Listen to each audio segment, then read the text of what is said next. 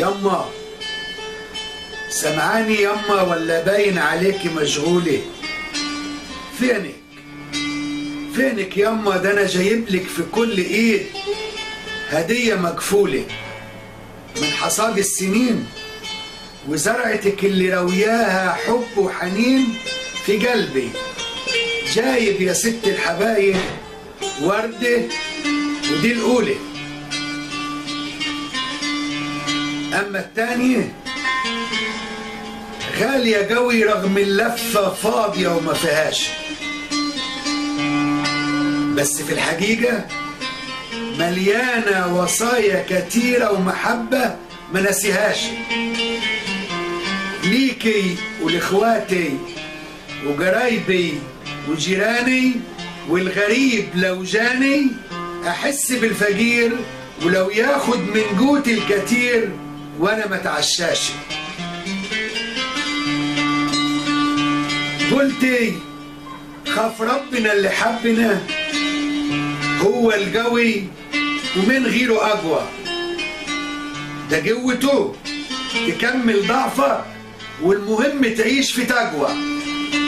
وحفظتيني الوصية وفي الرضا العيشة الهنية واللقمة الحرام اوعى وبالصلايا يا ابني تقوى. رجعتيني يما بفكري الورا كأنه شريط مارر قدامي. كنت عيان محموم وبرعشة في بدني، جسمي مولع حامي.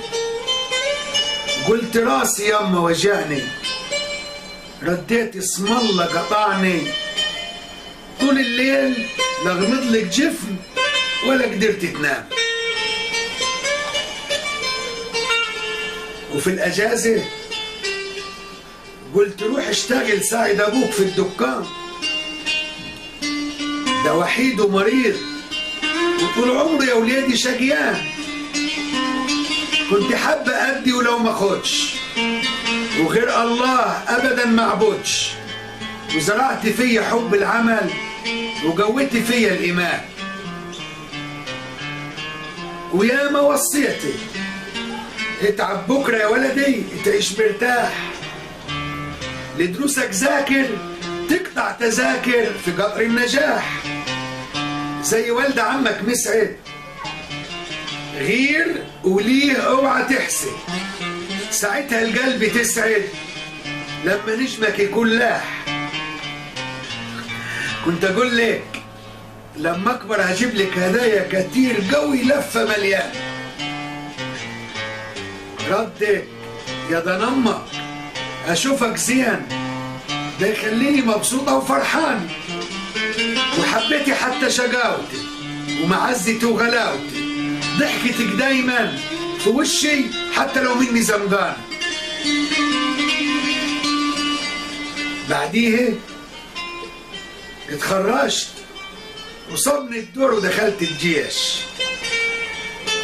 طبطبت علي وقلتي يا راجل حب الوطن زيه مفيش، قضي خدمتك وفي يدك سلاحك وعلى كتفك مخلتك ووصايا كتير قوي، ودعتيلي حتى غيري ما نسيتيش.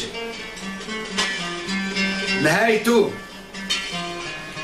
هيقولوا رضاكي من الرب وانا واثق انك راضي، ما يفرقش معاك اللفه فيها هدمي ولا حتى ورقه فاضي. بس جديها طلعت عمراني وخميرة حبك في قلبي خمراني. بساطة وحكمة راجي رغم انك لا فيلسوفة ولا شغلة القاضي. اقول ايه ولا ايه يا مستورة يا غالية الغاليين، ده انا مهما اكتب محتاج في وصفك قولي دواوين. ما اقدرش اوفي يا شهد متصفي، ومحل حياتي وكرامك واجب لحد ما ماتي. دي وصية ربنا في الدين. شكرا.